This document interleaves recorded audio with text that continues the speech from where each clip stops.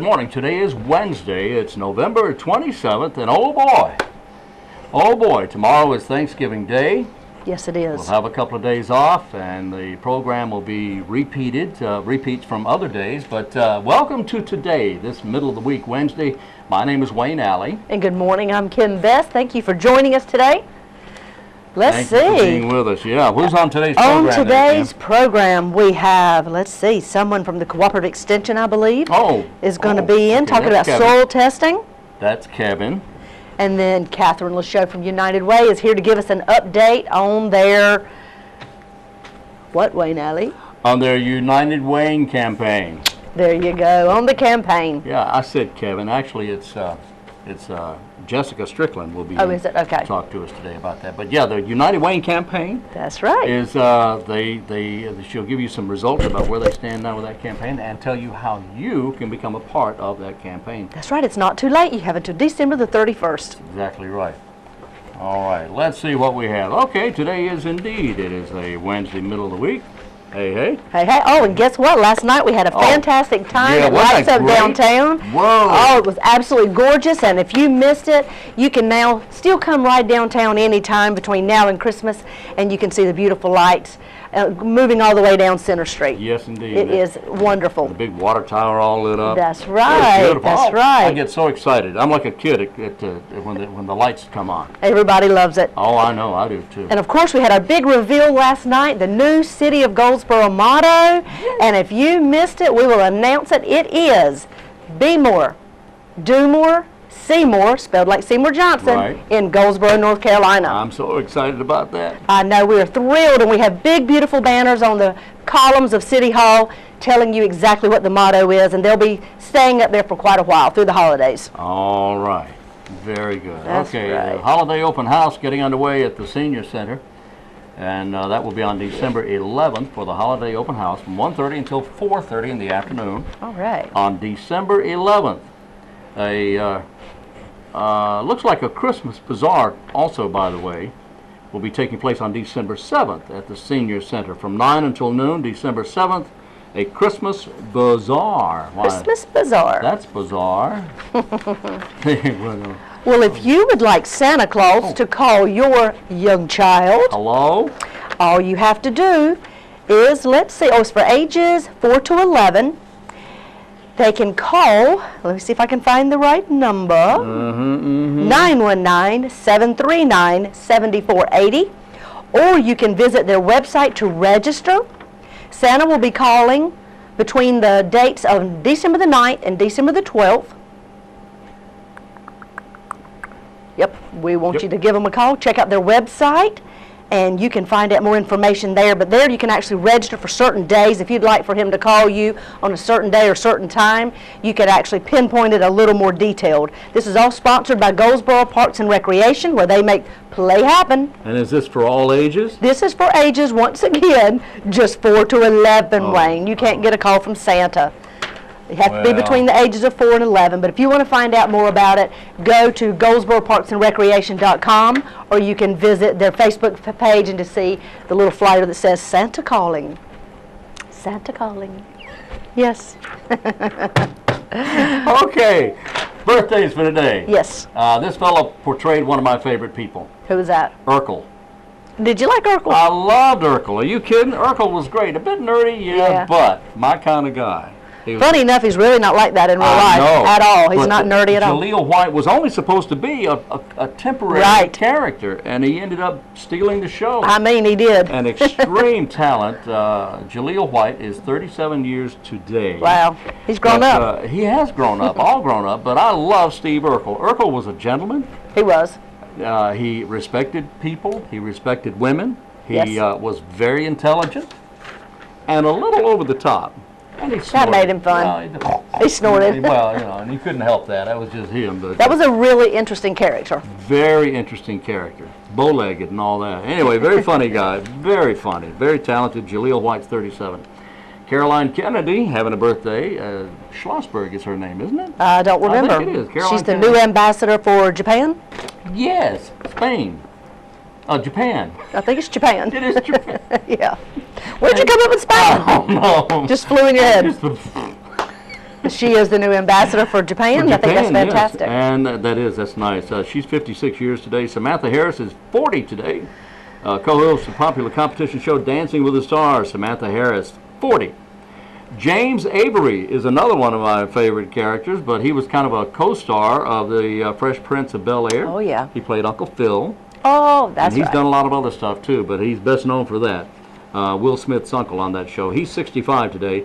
Samantha Bond is 52, English actress who became known for her role as Miss Moneypenny in several of the James Bond films. Robin Givens is 49 today. Victoria Gotti is mob boss John Gotti's little baby girl. She also ended up starring on Real Housewives of New Jersey for a while. She is 51 today. Eddie Rabbit, who's no longer with us, would have celebrated the birthday today. He's 72, he would have been. He's one of my favorites. And Buffalo Bob Smith having a birthday today. Of course, he passed away back in '98. But Howdy Doody's human companion, Buffalo Bob Smith, who actually retired to North Carolina. Really? He lived in the mountains of North Carolina, and he and Howdy lived there and lived out their years in North Carolina. He passed away in '98. That's a beautiful place to end up. The North Carolina mountains, you just can't beat it. In fact, he was born the same year my dad was born. Really? 1917. Oh, my goodness. At World War I. Well, Wayne, let's hang on tight and go see our interviews, and then we'll be right back with you. From the heart of Wayne County, this is Wayne Goldsboro Television, Goldsboro, North Carolina. Today we're talking with Jessica Strickland of the Cooperative Extension Service. She is the horticulture agent. Hello! Hey, how are you doing? I'm doing great. You know, we were talking earlier about kudzu bugs that have entered into our area. Right. These things, how long have they been? Probably just past couple years, just over past 2 years. So they have become a major issue here. And really just this year they've started to become more of an issue. They showed up a little last year, but not really, you know, a lot going on with them last year. I meant to ask you earlier, do they have any natural enemies like the usual things? Yeah, not that I've heard of or seen so far. That's not good. Yeah, but hopefully, you know, some solutions will be found, you know, eventually to where we can help get better control of or manage them better. I certainly hope so. It's a problem. Yeah. Okay, today we want to talk about, or I want to talk about the soil testing. Yes. Now, this is a good time of year. No, actually, it isn't a good time of year for homeowners to be doing this because the farmers are doing it right now, right? That's right. This is a very busy time of year. It is. This is when a lot of people go ahead and try to get their soil samples turned in and to get ready for the springtime. And so they go ahead and turn them in during late fall, early winter. But we've had some things change this year that would probably change when people want to send off those soil samples.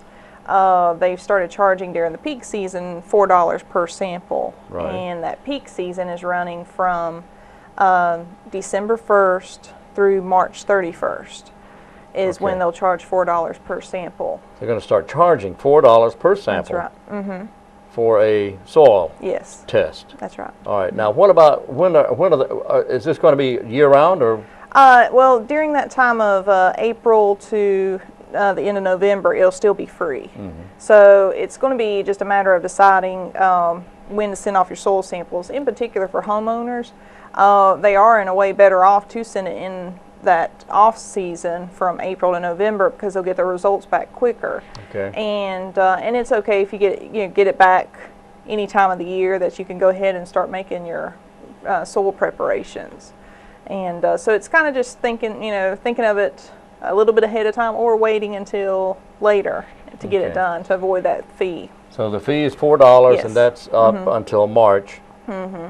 And then after March, March 30th? March 31st. March 31st. After that, then there's no charge. Right. Yeah, it's still free during that time. Yeah. And how quickly do you get it back after that, though? Usually, you're talking about 2 to 3 weeks on that off season. Peak season, you're talking about anywhere. You're talking about a couple months sometimes. Because that's their busy time, and that's what they're trying to do is kind of spreading out when those samples are coming in, to where that way everybody will get their sample results back maybe a little quicker. How often do we need to be soil testing? Usually I say about every 3 to 4 years. So you don't do it every year? Yeah, you don't have to do it every year. I tell gardeners to keep your soil results, and as you make amendments in 3 years or so, get another soil sample and see how that's changed or adjusted, and you can kind of monitor it as you work on improving your soil, and you can kind of use it as a monitoring tool oftentimes. All right, so you don't do it every year, but when you do it every 3 to 4 years, then you determine the amendments that you need at that time. Now, I've seen people putting amendments in their soil around their garden and in their lawn every year. Yeah. So I don't need to do that then. No, really your soil test is the most accurate way to know what's in your soil. If you're just putting out lime because you know the soil is naturally acidic, that might be okay, but you could eventually have too much lime in there and actually cause your pH to be too high. So you want to get that soil test routinely every 3 years or so, and to monitor it to adjust how much amendments you need. About every 3 years. And then what if it's, and we're talking about a lot of scientific stuff here. Now, what about if I can't read my soil test? If you can't read the report, you can call the extension office, and we can help you in interpreting that report. Oh, okay. And what you're looking for, usually the first thing we look for is the pH. That's how acidic the soil is, and that determines whether you need lime or not in your soil. Is that's called pH? Like fooey. Foo. Okay. Yeah. So you're looking for your pH first. Now, what's the difference between alkaline and acid soils? Acidic, if you think back to science and chemistry where you had that scale from 0 to 14, anything in 7 was neutral, and anything below 7 was considered acidic. Okay, well, what grows well in, say, acidic? Most of your plants like slightly acidic. They like around 6.5 for most plants. You do have a few plants that like more, like soils that are more acidic. Blueberries, centipede grass, azaleas, rhododendrons like slightly more acidic, around 5.5 or so. All right, now where's the dead center? 7 would be neutral. 7 would be neutral. That's right. It's neither too acidic or too alkaline. Right, and plants right like it just slightly acidic. They like it a little less than 7. So if you're a little less than 7, most plants will be okay. Right, and what they're doing and how they determined that was through a lot of chemistry and so forth, but you're looking at when you add fertilizer, your nitrogen, potassium, phosphorus, those nutrients to the soil, the plant's availability to take those nutrients up through the roots depends on the soil pH. So ideally, a soil pH of 6.5 is where most of those nutrients are available to the plant, so the plant can take them up. So the plant is healthier, that's right. It's eating better, it's working out better and exercising. It's got nice green color to it. Yes. And what helps the flowers when the color of the flowers? A lot of times your flowers, or sometimes your phosphorus, potassium, helps more. Nitrogen's more of your leaves. It's the green color. So the higher the first number on the fertilizer bag, the higher the first number, that's the higher the nitrogen, then you're going to have more green there. That's right. And you have to find a good balance for that. Yes. Do most plants all take the same kind of fertilizer? Most of them, you got your typical garden fertilizers of 10-10-10 or 8-8-8, but it goes back to that soil test that they'll give you phosphorus and potassium and let you know if they're too high or too low, and then you can adjust your fertilizer. For example, potassium, a lot of times in our soil is a little too low and needs to go up some. So potassium is what, the third number? The last number, the third number on the bag. So if you look for a fertilizer that's got a higher last number, that can help improve potassium. And that also helps you during the winter months, That's right. it? Potassium helps with the winter hardiness for plants. It helps with root development. Oh, yeah. And so potassium's a good one, especially like with centipede grass, with better root development and better survival through the winter time when it's in the dormant season. Okay. Now, I know I'm asking a lot of questions here, but now when you have potassium that helps the plants get through the winter, would it be advisable just to, in the latter part of the season, to throw out some potassium? You can. Still, I'd go back to that soil report to see where your potassium's at first. There you go. Do that first. But then, usually we recommend around September that you can add some potassium to your centipede lawn, and that will help improve the root development and winter hardiness going into the winter. But usually when you get a fertilizer, it's got some potassium, it's going to have a little nitrogen, so we don't recommend this late into the season, November, to add it, because that could generate new growth. That's right. It's dormant, and you don't want to encourage any new growth now. Yeah. And because then you could create more harm, that it could cause it to green up a little and then get damaged by So even if you do have your soil report back, it's just a good idea not to do anything with it right now, as far as fertilizer. Yeah, usually you're not doing a whole lot of fertilizer, especially with your lawn. When you're fertilizing your lawn, it's during when it's actively growing. And and a lot of people, that's usually a common mistake. A lot of people want to fertilize early because they're getting excited when it warms up in the spring. And actually you could do some more damage to the lawn because you'll cause it to green up too early. And it can create problems for diseases. And if we get a late frost? If we get a late frost, that could create problems. So it's better to let the grass green up on its own, and then when it's actively growing, when you're talking about your summer months of May, June, July, that's your time to fertilize. May, June, and July is the window to fertilize. May, June, and July. Don't do it before that. Yeah, and I mean, something like Bermuda, you might be able to do a little earlier. They all green up and, a little bit different. But we have charts and information in our office that can help tell for centipede lawn this is the best time to fertilize, or for Bermuda. Okay, and one final question. I never can get this right. When do you add a pre-emergent and a post-emergent? What are we supposed to be doing right now? With a pre-emergent herbicide, what you're doing is trying to put the herbicide down and catch the weeds that as they germinate, they hit this barrier of a herbicide, and it gets them before they get too big, when they've just germinated. So this is now the time to be putting out the pre-emergent? Probably a little on the late side. Usually you're talking about October, or even late September.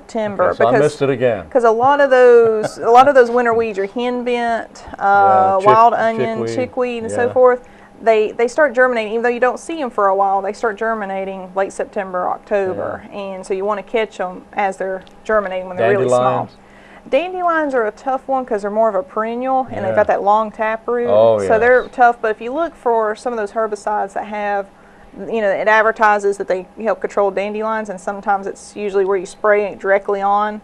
Some of those can help. It takes some, with those perennial weeds like that, it takes some persistence. It takes some time to finally get them all out of your lawn. Probably not going to get them the first time around. Probably not. Okay. Wow, we have gone long here, and I really appreciate this information. Get your soil test. Wait until when did they start charging? They start charging December 1st, but because of Thanksgiving holiday, it's really going to be before Thanksgiving. It's the last time to get it in. So I would say probably wait until after March 31st. March 31st. Get your soil test done March 31st or later, and it won't cost you anything. If you have to have it done right now, it's going to cost you $4. All right, next time around, we'll ask Jessica how to put a soil test together. All right, it's a good trick to it there. Thank you so much. All right, thank you. Jessica Strickland of the Cooperative Extension Service. From the heart of Wayne County, this is Wayne Goldsboro Television, Goldsboro, North Carolina. Have you heard about United Way of Wayne County? Well, joining me today is Catherine LeChot, and she is from United Way, and she's here to give us some details and updates on the United Way's campaign. Good morning, and thank you for joining us. Thank you for having me. We are excited to hear where you all are with the campaign, how things are going, and how local people's funds can help people right here in Wayne County. Yes. Well, right now we are at 70% of our goal, which means roughly 17,000 lives will be impacted here in Wayne County. Our total goal is 24,500 lives. So we're still a little bit short of that. So if you haven't made your investment yet, please feel free to call us, and we'd be happy to help facilitate getting that investment or answering any of your questions. And I think a lot of people don't really understand the far-reaching impact that their investment has in the community. We have 12 community partners, and all of the community partners, they have one or more programs that reach a need in the community that we've identified. Like, give me an example, if you would. Okay, Literacy Connections, they're a community partner, and one of our 4 focus areas is financial stability. Okay. And so while you might think, oh, well, reading, but if you're able to read, then you're able to become more self-sufficient, find, you know, maybe better, more stable employment. Right. And part of, you know, that will be financial literacy, and you'll be able to have a more stable lifestyle for your family. Exactly. So there's 12 groups, you said. There's 12 partners, and then there's 22 programs among the partners. 22 programs right here in our community, though. Yes, and it's very important, I think, for people to know that the money that's raised here stays here. And if you have an organization that you know is a community partner of United Way that's near and dear to your heart, you can designate your investment to that organization. If they have multiple programs, you can invest it in that one specific program, you know, that is important to you. Or if you like a bunch of our community partners, you can divide it. You can make one investment and it will benefit everybody. So, well, that's good to know, though, that you can pick and choose if you've got one that is near and dear to your heart. If you've volunteered for years, or if you've got a family member who has been affected by one of these programs, you can certainly do that and have your investment specifically go to help that one organization. To find out more about that, if someone was interested in donating today, because it's still not too late. No. If they wanted to donate today, how would they go about that, Catherine? They can go to our website, unitedwayne.org, and it has a list of our community partners. Or you can call our office, and we'd be happy to give you that information over the phone. But also on our website, there is our brochure that's available online, and that really goes more in depth. It lists the community partner and their programs, and it spotlights, you know, it gives a more human side to some of the aspects of United Way. And so that's always helpful, I think, when you can see it in the face. You know, oh my goodness, this person really was impacted by an investment, by my investment. And so that is really important. And sure, yes, we are looking for dollars to be donated, but also coming up on December 3rd, we are participating in Giving Tuesday. We're spearheading that in our county. Giving Tuesday. Yes. And so when you're out getting the last minute items for Thanksgiving, or you're out shopping in the days after Thanksgiving getting those good deals, we're just asking for you to pick up make an in-kind donation. We have a list of partners and their needs on our volunteer website, which is volunteerwayne.org. And up at the top there's a little link that says Giving Tuesday. You just click on that, and it's anything from canned foods to diapers to bottled water to some office supplies. And where's the drop-off point? At United Way. Of course it is. So we just ask, you know, sure, we'd love for everything to come in on the 3rd, but we won't, of course, turn anybody away that comes after that. But we just are looking for people to make some of those in-kind donations. Maybe they're not able to make a monetary donation, but they're like, you know what, I didn't use that can of green beans, I will just donate it to United Way so that those community partners can benefit from it. So that's December the 3rd. December the 3rd, which is a Tuesday. Yes. That's Giving Tuesday all across Wayne County. Yes. Take special items, whether it's food items, clothing items, whatever you can find that you're willing to depart with and you think another family could use. Correct. Drop it off at United Way, December the 3rd, and give back to the community in that way as well. That's an easy way to give back. Yeah, and it's not always about, the focus is not always on the money. There's so many other ways to give back. And this is definitely a time of year where many families are in need. Well, they're in need, can be in need all year long. But during the holidays, it's always especially emotional and can be a time where, you know, for some of us it can be a very happy time. For others, maybe not so much. So this is a really fantastic time to stop what you're doing for a minute and just take the time to help somebody else. It can really impact their lives, and you don't realize how much it really can mean to someone else. Yes, and you know, working at United Way, it's easy for me to see and hear those success stories and hear how that, you know, one item or that one investment really changed a person's life. So don't feel like your donation, large or small, whether it be monetary or in kind or with volunteering, is insignificant, because it definitely is. It matters to somebody's family. That's very true. Well, Catherine, tell us one more time. You're at 70%. 70%, and the deadline is? Well, we would like to close our campaign by December 31st. Okay, so you've got time to give back. There's 2 different ways. Remember, all the funds that United Way raises stays right here in Wayne County. So December the 3rd is a Tuesday. That's Giving Tuesday. You can drop items off at United Way, which is located at on the corner of Williams and Ash Street, 301 East Ash Street. We're on the 3rd floor of the Wells Fargo building. Some people are like, I had no idea you were on the 3rd floor.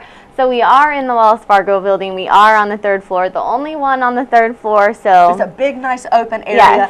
So just go visit them there on December the 3rd and drop off your items for Giving Tuesday. But then you've got through December the 31st to be a part of the campaign. They're at 70%. We really want to make that goal of 100% and show Wayne County just how strong we are. Yes. Well, thank you, Catherine. We Thank appreciate you. the update. You all got an opportunity right here around the holidays to give back. Take the time to visit. What's the website? UnitedWayne.org for any information regarding like campaign or questions about United Way, but then volunteerwayne.org for the Giving Tuesday information. Perfect. There you go. That's what's happening in your community. From the heart of Wayne County, this is Wayne Goldsboro Television, Goldsboro, North Carolina. And we are back on this Wednesday morning, unless you're listening and watching later in the day. It's Wednesday afternoon. Unless it's Wednesday afternoon.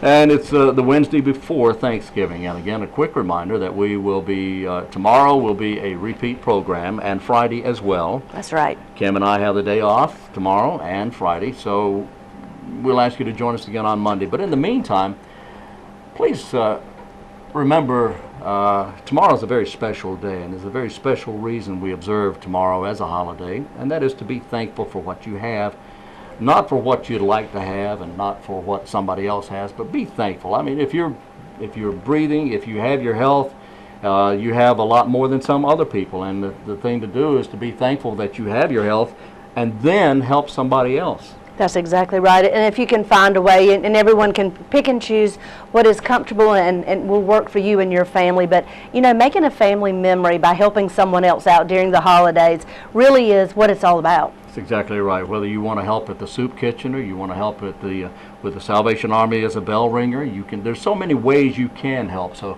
help somebody else during this special time of year as we begin our holiday season, which is now, I guess. It starts around Thanksgiving, and of course the special shopping day of Friday, the day after Thanksgiving, and it goes on from there.